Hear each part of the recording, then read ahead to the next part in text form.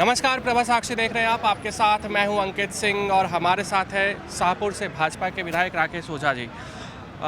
Sir, Bhajpa के नए अध्यक्ष बिहार से बन रहे हैं। आप बिहार से विधायक हैं, शाहाबाद से विधायक हैं, जो एक तरीके से टफ सीट मानी जाती थी, वहां से आपने परचम लहराया है। लेकिन आज केंद्र में देखा जाए तो भाजपा राष्ट्रीय अध्यक्ष बिहार से बना रही है, वो भी युवा चेहरे को। आप क्या कहेंगे?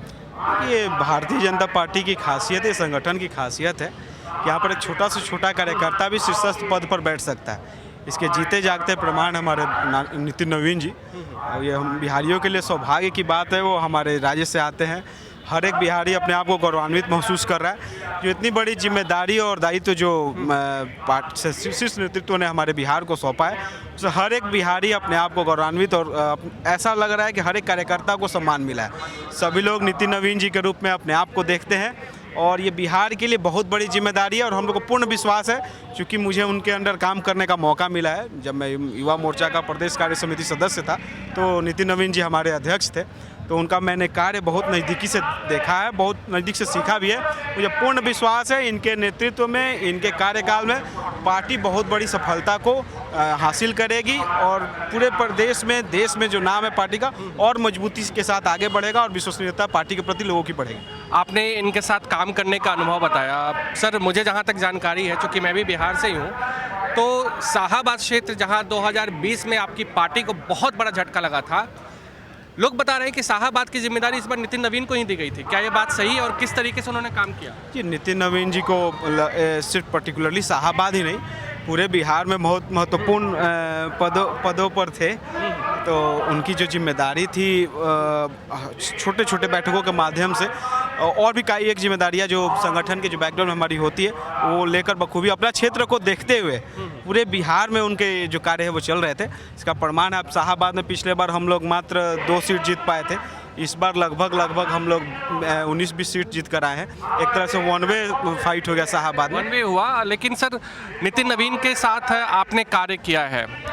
लोग कहते हैं बहुत ज़मीनी स्तर पे जुड़े हुए नेता हैं, लोगों से 1 to 1 बात करते हैं, कार्यकर्ताओं को हमेशा सम्मान करते हैं। कभी आप इनके पास 2 बजे रात में भी पहुँचे। आप एक युवा नेता होने के नाते नितिन नवीन को किस तरीके से देखेगा, और कुछ ऐसी चीज़ें जो आप नितिन नवीन के बारे में और बताएं? पूर्ण रूप से वो एक कार्यकर्ता हैं।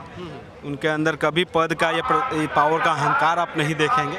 बहुत ही सामान्य कार्यकर्ता की तरह हर एक छोटा से छोटा कार्यकर्ता के साथ इजीली अवेलेबल होकर बातचीत करते हैं, एक एक चीज़ सिखाते हैं। मैं अपना पर्सनल एक्सपीरियंस आपको शेयर करूं। जिस दिन टिकट का वितरण हो रहा था, मैं सिंबल लेकर पार्टी कार्यालय से आ रहा था, तो रात के 2:30 बजे मुझे इनके आवास पर मुलाकात हुई थी। ये नॉर्मल वे में बैठे हुए थे, बहुत सी चीज़ें उन्होंने बताया मुझे, और ऐसा लगता ही नहीं था किसी मंत्री या किसी इतने बड़े नेता के साथ हम लोग बैठ रहे हैं। लग रहा था कि अपने कोई बड़ा भाई हो, एक संगठन के आम आदमी हो, उस तरह से वो बातचीत करते हैं और एक एक चीज़ को बहुत ही बारीकी से समझाते हैं। ये खासियत है। ये सारी ही चीज़ें पार्टी को और आगे लेकर जाएगी, उनके नेतृत्व में मुझे पूरा विश्वास है।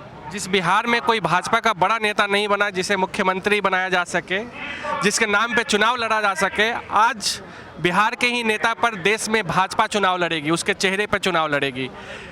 किस तरीके से देखते हैं इसका इम्पैक्ट बिहार की राजनीति में क्या होगा ऐसे समय में, जब बिहार में कई तरह की अटकलें लगातार चलती रहती है? देखिए, ये आपके पहले सवाल का जवाब आपने दूसरे सवाल में दे दिया है। आपने कहा नेता नहीं था, हमारे नेता तो आज पूरे पार्टी का नेतृत्व कर रहे हैं। ऐसी कोई बात नहीं है, बस परिस्थितियों का फेर है।